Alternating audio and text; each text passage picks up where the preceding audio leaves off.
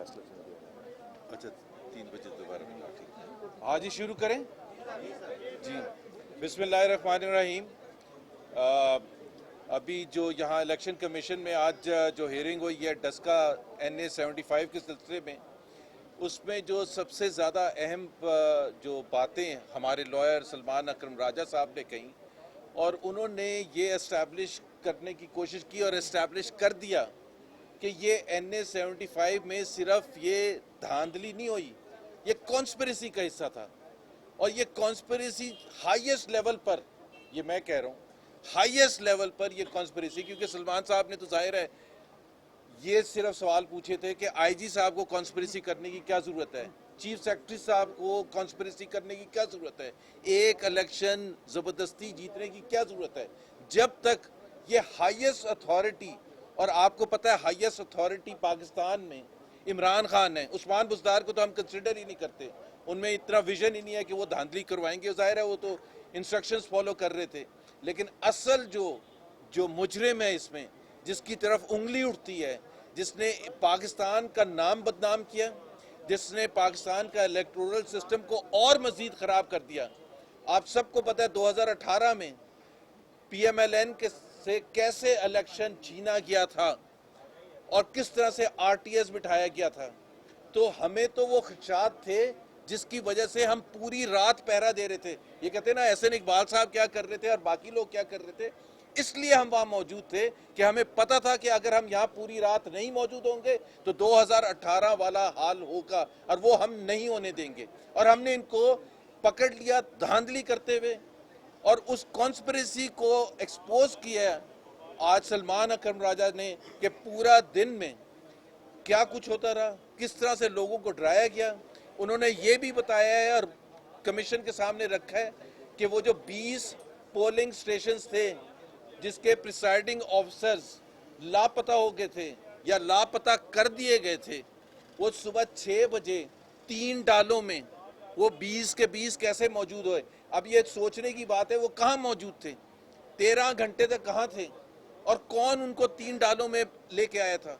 हर presiding officer के साथ एक पुलिस एस्कॉर्ट थी, उनके भी फोन बंद थे, वो भी धुंध की नज़र हो गए, उनके भी व्हाट्सएप गायब हो गए।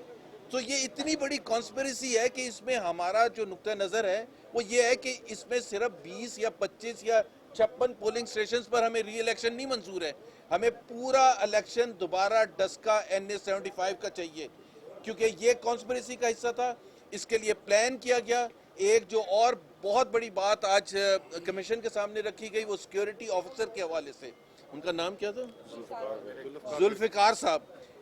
इलेक्शन कमीशन में हमने शिकायत की कि जी ये साहब जो हैं ये हमारे खिलाफ काम कर रहे हैं। इलेक्शन कमीशन ने ऑर्डर दिए कि उनको हटाया जाए, इलेक्शन कमीशन ने ऑर्डर दिए उनको हटाया जाए। आज हमने प्रूव किया कि उनको चीफ सिक्योरिटी ऑफिसर के तहत उनको अपॉइंट किया गया, और इलेक्शन के दिन उन्होंने वो तमाशा किया। अब ये आप बताएं कि ये कोई री इलेक्शन है कुछ पोलिंग स्टेशंस में कि एक सिक्योरिटी ऑफिसर को इलेक्शन कमीशन ऑर्डर करता है, और ये इसकी जरूरत क्यों है पूरे पोलिंग की दोबारा NA 75 में। अगर ये चीज़ आज एक्सेप्ट हो जाती है कि आज 20 प्रिसाइडिंग ऑफिसर्स को उठा के लेके गए थे, तो कितने प्रिसाइडिंग ऑफिसर्स को उठा के लेके जाएं तो जब जाके पूरा का पूरा री इलेक्शन होगा। कल को 120 उठा के लेके चले जाएंगे, कल उसके बाद 150 उठा के लेके चले जाएंगे। पॉइंट ये है कि जब RO ने खुद ये कहा अपने बयान में कि जब वो 20 आए और उनसे बयानात लिए तो 6 या 7 के अलावा इतने ज़्यादा घबराए हुए थे और इतने डरे हुए थे कि उन्होंने जवाब देने से इनकार कर दिया। तो ऐसे माहौल में अब इंशाल्लाह ताला 3 बजे दोबारा बुलाया है, और जो भी आर्गूमेंट्स होंगे या फैसला होगा उसका इंतज़ार हम करेंगे 3 बजे। नौशीन आप कुछ बात करेंगे? नहीं कर लें वो लाइव जा रहा है, कर लें।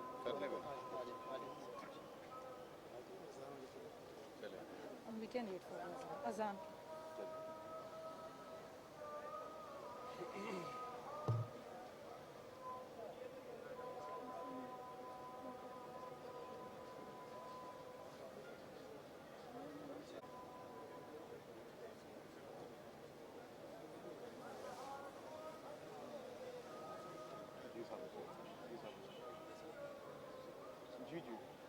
ठीक है, हम इधर ही होंगे जी।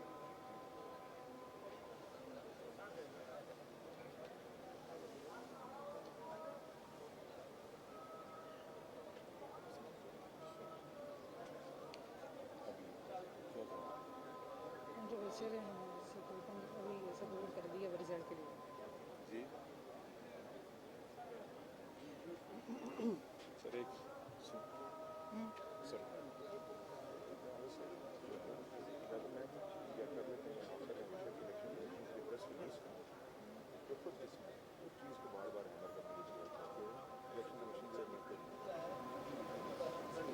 ये कह दें तो बंदे ने खुद तस्लीम किया कोर्ट में कि सीधा सीधा फायरिंग हुई है, खुद कहा और कैंडिडेट हमारे क्या देते उसका कहना और जो लीगल है वो तो उनसे ऐसी थोड़े से पीछे हो जाए तो बच्चे थोड़ा कौन हो गए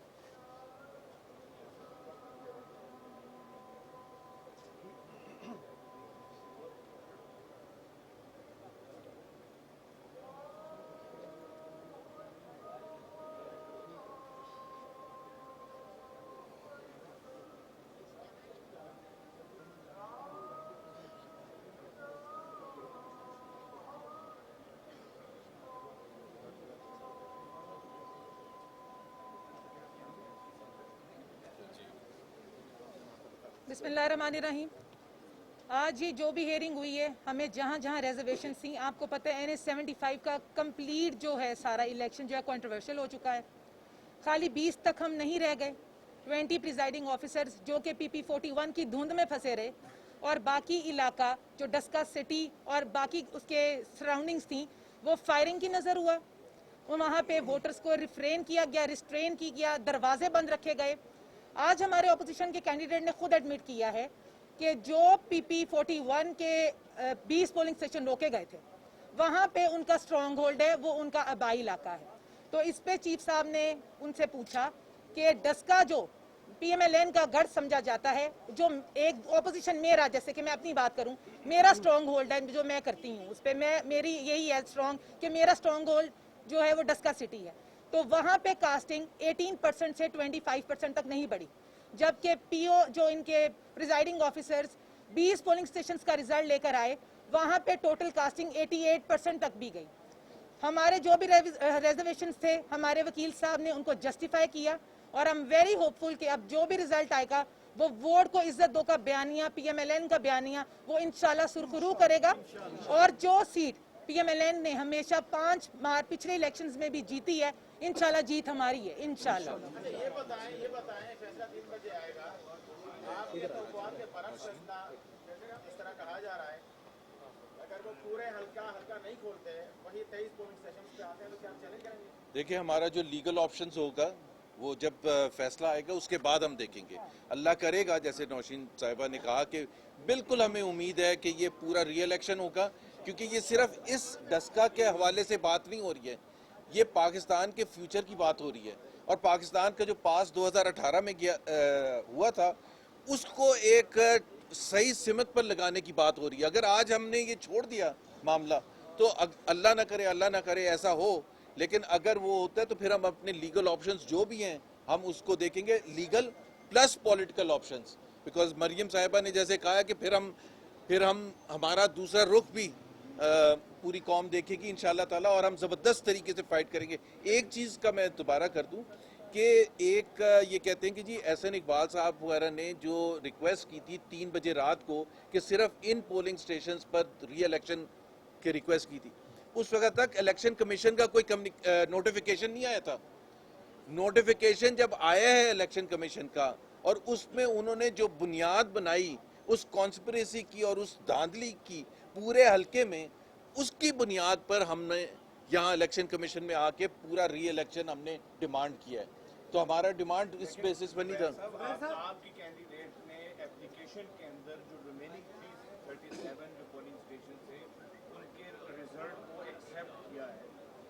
कंट्रोवर्शियल 23 थे जो कि एविडेंस के बाद जब रिटर्निंग ऑफिसर ने अपनी रिपोर्ट दी, सिर्फ 14 पोलिंग स्टेशन जिसके अंदर कंपैरिजन में फर्क आया है। अच्छा, मैं 14 और 20 का एक सेकंड, 14 और 20 का मैं एक फर्क बता दूं। हमारी नज़र में इन सबको एक जगह उठाया गया था, एक ही डिपार्टमेंट ने उठाया था, एक जगह बिठा के ठप्पे लगवाए थे। अब जब आपने 14 से आपका काम हो गया तो फिर आप 20 का क्यों करेंगे? मतलब ये क्या लॉजिक है? तो वो 6 कह देना कि हम यहाँ थे, उन 6 ने तो कुछ नहीं कहा। तो ये लॉजिक कोई नहीं है कि 6 पर क्यों नहीं हुआ था, डिफरेंस क्यों नहीं आया था फॉर्म 45 में? 6 पर इसलिए नहीं आया था, उनका काम 14 से हो गया था, उन्होंने जीत गए थे। That is what they wanted. Controversial 23 है, पूरे इलेक्शन का होगा। मैंने जिस तरह कहा है कि जो सिक्योरिटी ऑफिसर थे, इलेक्शन कमीशन की जो इंस्ट्रक्शंस थी, जो कि इनका मैंडेट है इलेक्शन कमीशन का, वो जिसको चाहे एडमिनिस्ट्रेटिवली हटा सकते हैं, जिसको चाहे नहीं हटा सकते। जब उन्होंने ये कह दिया हटाने के लिए और उसकी खिलाफ वर्जी हुकूमत पंजाब, हुकूमत पाकिस्तान अगर कर रही है तो वो किस किस्म का इलेक्शन है? हमें ये एक्सेप्टेबल नहीं है। हमने 56 किया। साहब ये बताएं, हमने वो इलेक्शन हारता है वो कहता है धांधली हो गई है। हम तो नौशहरा में आप जीत गए हैं, वजीराबाद में आप जीत गए हैं, उधर एजेंसियों ने बता भाई बात सुने, नौशहरा में अगर किसी को कोई है तो वो आ जाए ना, इलेक्शन कमीशन में अपना पेश कर दें। जहां जी देखें, अगर प्रॉब्लम होती हमारे ऑपोजिशन को कैंडिडेट को, उन्होंने तो कोई एप्लीकेशन भी सबमिट नहीं कराई। प्रॉब्लम जहां पे हमने 56 की एप्लीकेशन दी है, जिसमें सिटी डस्का के 36 पुलिस स्टेशन है, 20 वाज अवेटिंग और 36 की मैंने एप्लीकेशन दी है जहां पे फायरिंग हुई। दूसरी बात यह है कि आप नौशहरा का पूछ रहे थे, इलेक्शन कमीशन ने डस्का के बारे में नोटिफिकेशन दी है, जो पाकिस्तान की तारीख में पहली दफा। बात एजेंसियों की है सर, एजेंसियों ने उधर मुदाखलत नहीं की, वजीराबाद में की, दस्का में की, कोई खास बात है? देखिए इसमें एक अहम बात आप ये ज़रूर मद्देनज़र रखें कि जो इलेक्शन कमीशन ने जो प्रेस रिलीज जारी की थी, ये एक तारीखी डॉक्यूमेंट है। इसमें election commission, chief election commissioner खुद गवाह हैं। ये आप छोड़ दें कि पीएमएलएन क्या कह रही है, वो तारीखी जो डॉक्यूमेंट है उसमें लिखा हुआ है कि किस तरीके से इंतजामिया ने चीफ इलेक्शन कमिश्नर और इलेक्शन कमीशन को जूते की नोक पे रखा, किस तरह चीफ इलेक्शन कमिश्नर पूरी रात राब्ता करने की कोशिश करते रहे, सिविल इंतजामिया से, पुलिस से, किसी ने राब्ता नहीं किया, किसी से राब्ता कायम नहीं हो सका। रात को 3 बजे चीफ सेक्रेटरी साहब ने एक दफ़ा फ़ोन उठाया और उसके बाद फ़ोन उनका भी बंद हो गया। किस तरह प्रिजाइडिंग ऑफिसर आपके 20 गायब हुए, उन सब के इकट्ठे फ़ोन बंद हुए, उनके जो ड्राइवर्स थे उनके फ़ोन बंद रहे, फिर ये इकट्ठे 3 डालों में डिपॉजिट करा दिए गए और एक एक करके उन्होंने आके अपने बयान दिए। सबसे बड़ी बात बिलाल, मैं एक और चीज में ऐड कर दूं, देखें 4-5 दिन हो गए इलेक्शन हुए हुए, कहाँ है चीफ सेक्रेटरी जिसके ऊपर इल्जाम लगाया इलेक्शन कमीशन ने? वो चीफ सेक्रेटरी ने कोई अपने हक में कोई बयान दिया? आईजी साहब कहाँ हैं? चीफ मिनिस्टर कहाँ हैं? प्राइम मिनिस्टर कहाँ हैं? कहाँ हैं? जवाब दे दें, आके जवाब दे दें कि भाई ये ऐसे ऐसे हुआ था। और जो हम डायरेक्टली उनको ब्लेम कर रहे हैं तो वो ये कह दें कि इलेक्शन कमीशन गलत कह रहे हैं, इलेक्शन कमीशन इज रॉन्ग, कोई बंदे नहीं उठाए गए थे, कोई टेम्परिंग नहीं की गई थी। तो ये मेरा ख्याल है आज चले 3 बजे इंतजार कर लेते हैं इंशाल्लाह ताला, और उस वक्त सब कुछ सही।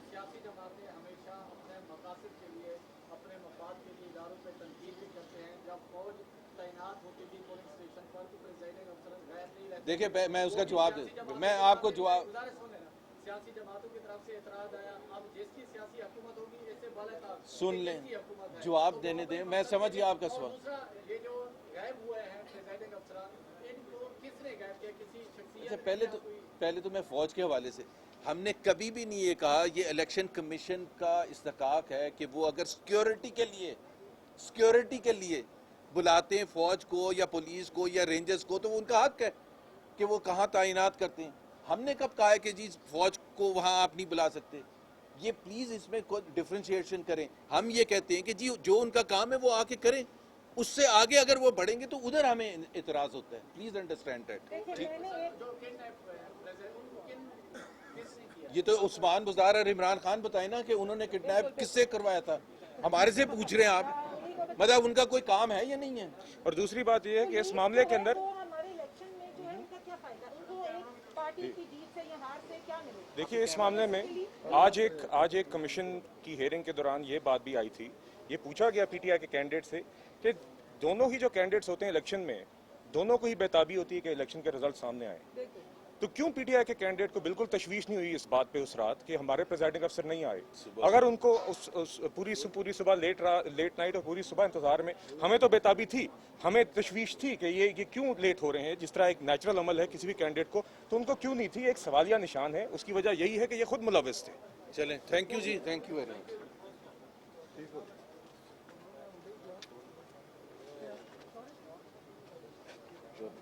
नहीं मैं मिशवानी साहब ने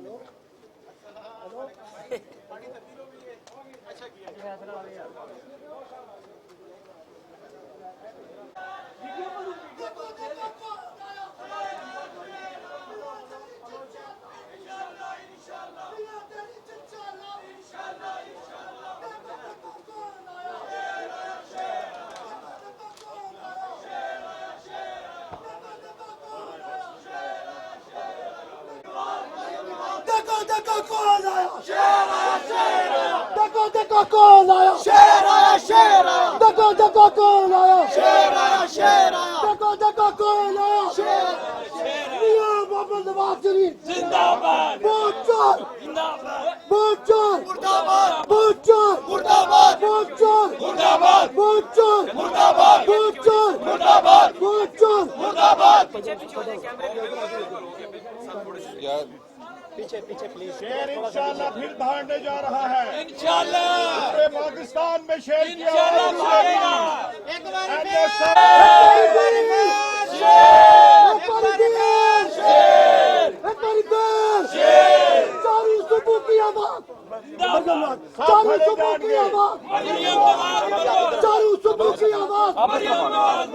अच्छा जी शुरू करें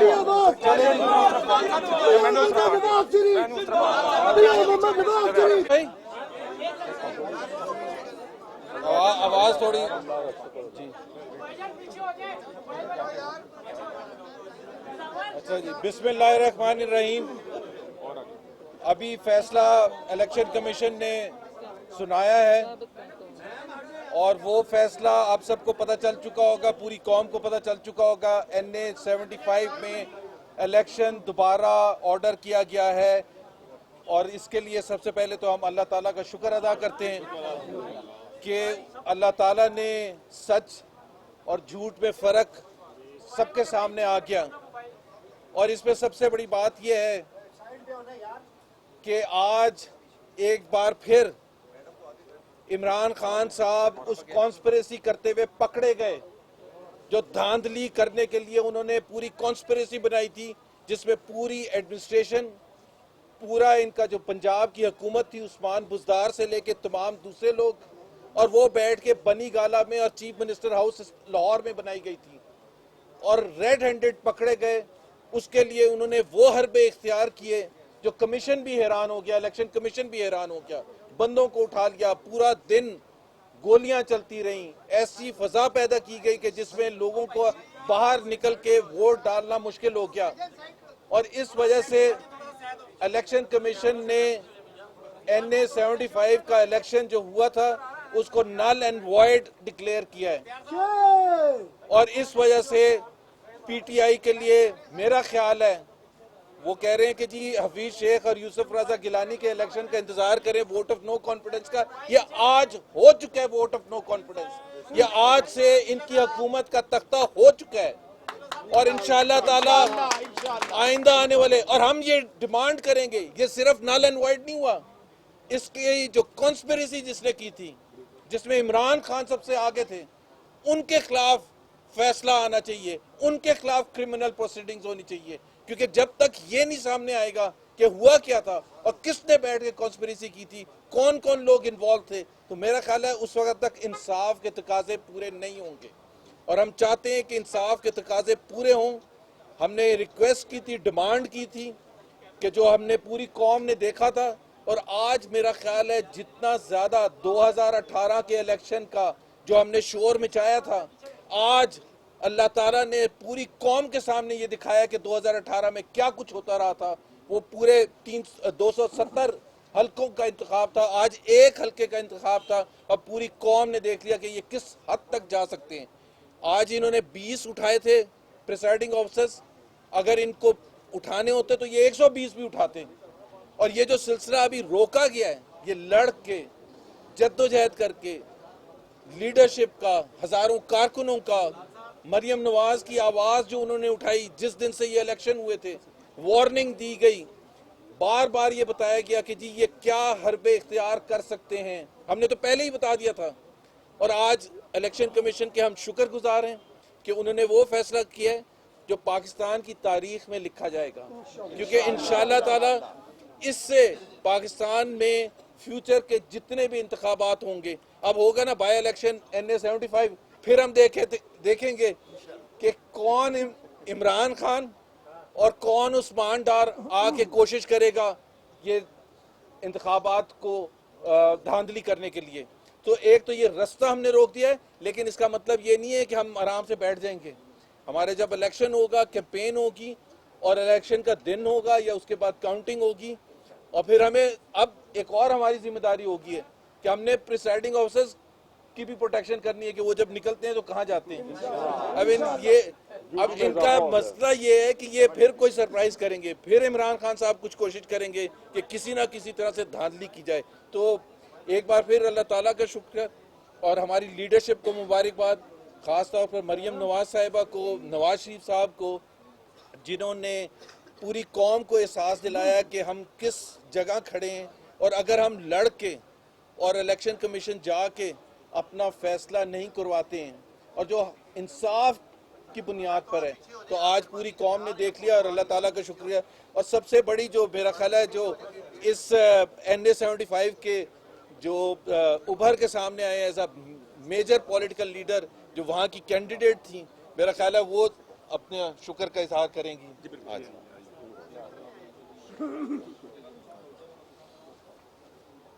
बिस्मिल्लाहिर्रहमानिर्रहीम। शुक्र है उस परवरदिगार का जिसने आज हमें सुरखरू किया। ECP की शुक्रगुजार हूँ जिन्होंने आज इंसाफ के लिए, जिसके लिए हम डिमांड कर रहे थे, आज उसका फैसला हुआ। ये एक हिस्टोरिकल फैसला है जो आने वाले हर इलेक्शन में एक मिसाल और एक एग्जाम्पल सेट करके गया है। मुबारकबाद पेश करती हूँ NA-75 की आवाम को, जिसकी जंग मैंने लड़ी। आज उनको उनका हक मिला, आईनी और जमहूरी हक, जिसका हर पाकिस्तानी हकदार है। वो अपना वोट डाले और वो बगैर डरे, बगैर किसी प्रेशर में अपने हक का इस्तेमाल करे। मैं मीडिया की बहुत मशकूर हूँ, उन्होंने इस पूरे इलेक्शन कैंपेन से लेके आज तक एक जो हमारा हक सच की लड़ाई थी उसमें हमारा साथ दिया। मैं शुक्रगुजार हूँ अपनी पार्टी लीडर्स की जिन्होंने मेरे पे एतमाद किया और आज तक मुझे सपोर्ट दी और हिम्मत दी कि मैं इन चोरों का, इन वोट चोरों का मुकाबला डट के कर सकूं, जो मैं आइंदा भी इंशाल्लाह करूंगी।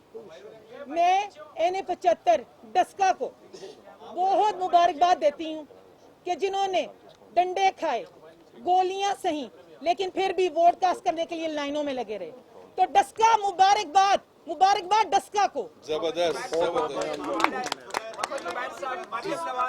मरियम नवाज ने ये कहा था कि उनके पास ये सबूत है कि वजीर आजम इमरान खान के जो मातहत एजेंसियां हैं वो इस अगवा में मुलव्वस थी, प्रिजाइडिंग अफसरों के उनके पास सबूत हैं। तो क्या अब आप मुस्लिम लीग नून मसलियत के तहत वो सबूत पी जाएंगे या वो सबूत आप भी मंजर-ए-आम पे लाएंगे? मतीउल्लाह जान साहब, अगर हमने मसलियत करनी होती ना तो हम इस हद तक लेके भी ना आते अपनी जंग को।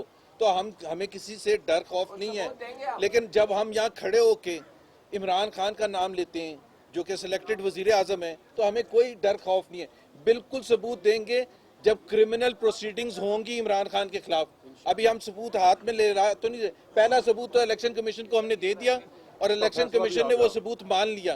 तो हमारी जंग की पहली फतह हमें हो चुकी है, लेकिन इसका मतलब ये नहीं है, और इसी वजह से हम डिमांड करते हैं और ये बताना चाहते हैं कि 2018 में किस तरह से हुकूमत को हमारे ऊपर इम्पोज किया गया था, कैसे सिलेक्ट करके बिठाया गया था उन सिलेक्टेड लोगों को।